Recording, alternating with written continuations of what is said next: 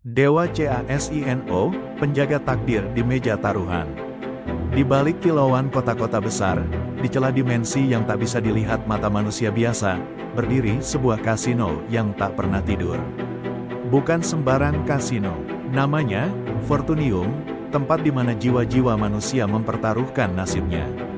Di pusatnya, duduk makhluk agung, dalam setelan jas hitam, dasi merah darah, dan mata menyala seperti dadu yang berputar.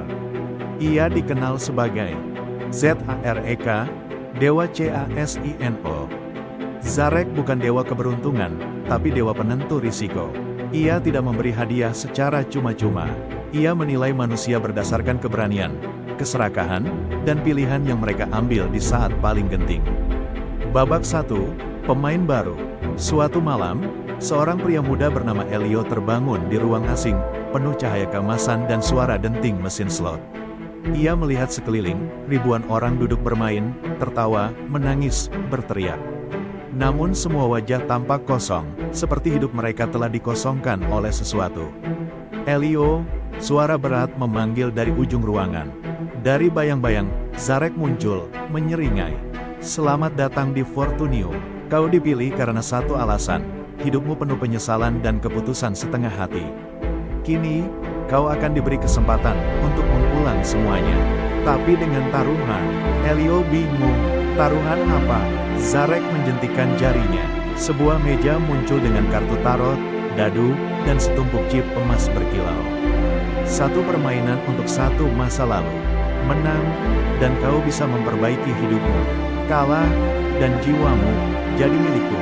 Babak 2, meja takdir. Permainan pertama, taruhan atas ibunya.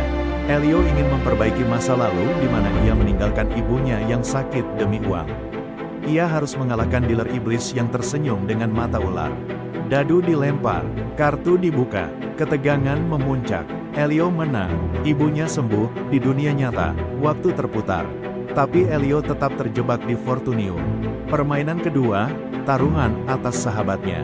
Dulu Elio pernah mengkhianati sahabat demi pekerjaan. Kali ini ia bertaruh lebih besar. Dan, ia menang lagi. Namun, Zarek mulai gelisah. Ia tak suka pemain yang menang terlalu banyak. Kau pintar, Elio, gumam Zarek, tapi keberuntungan tak abadi.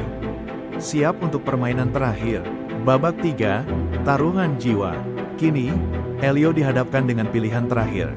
Mengorbankan ingatan akan semua kemenangan itu demi kebebasan, atau tinggal di Fortunium sebagai penguasa baru, menggantikan Zarek yang mulai lelah. Zarek berdiri, matanya menusuk. Kau bisa menjadi aku, Elio. Dunia membutuhkan dewa baru yang memahami manusia.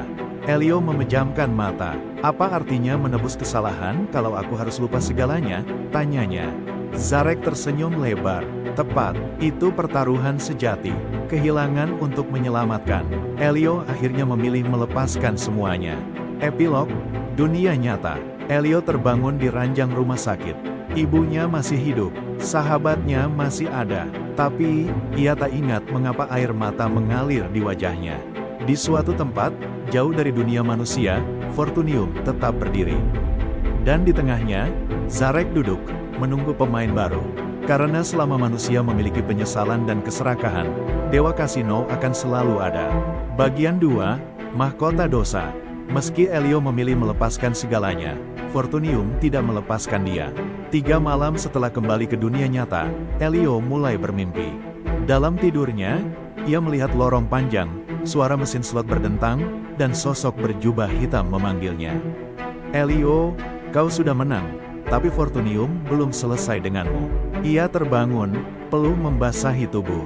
Tapi anehnya, setiap kali ia bicara, orang mendengarkannya seperti sedang mendengar kebenaran mutlak.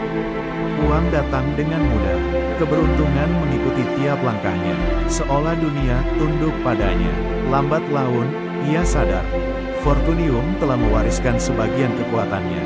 Kembali ke Fortunium, suatu malam, saat bayangan malam menyelimuti kota, Elio melihat pantulan wajahnya di cermin. Tapi bukan dirinya, melainkan Zarek, tersenyum penuh teka-teki. Sudah waktunya, suara itu menggema. Kau bukan manusia biasa lagi. Kau adalah pewaris tahta Dewa Kasino. Tanpa ia sadari, tubuhnya ditarik ke dimensi lain. Kali ini, ia tidak datang sebagai pemain, tapi sebagai penguasa. Kasino Fortunium menyambutnya seperti anak yang pulang kampung. Meja-meja menyala, para dealer iblis membungkuk, dan di tengah panggung, tahta dewa kasino berdiri kosong, menunggunya. Babak baru dimulai. Elio kini memiliki kuasa, ia bisa melihat garis nasib manusia seperti tali cahaya di udara. Ia bisa menarik, memotong, atau mengikat ulang nasib seseorang, dengan sebuah permainan. Suatu malam, seorang wanita tua bermimpi bertemu Elio di Fortunium. Ia ingin mengulang masa mudanya dan memperbaiki hidup yang sia-sia. Elio menatapnya. Di tangannya, dadu takdir berputar. Taruhanmu, ingatanku tentang anak-anakku. Demi tubuh yang sehat kembali. Kalau kalah, ambil semua. Aku sudah terlalu lelah. Elio melempar dadu.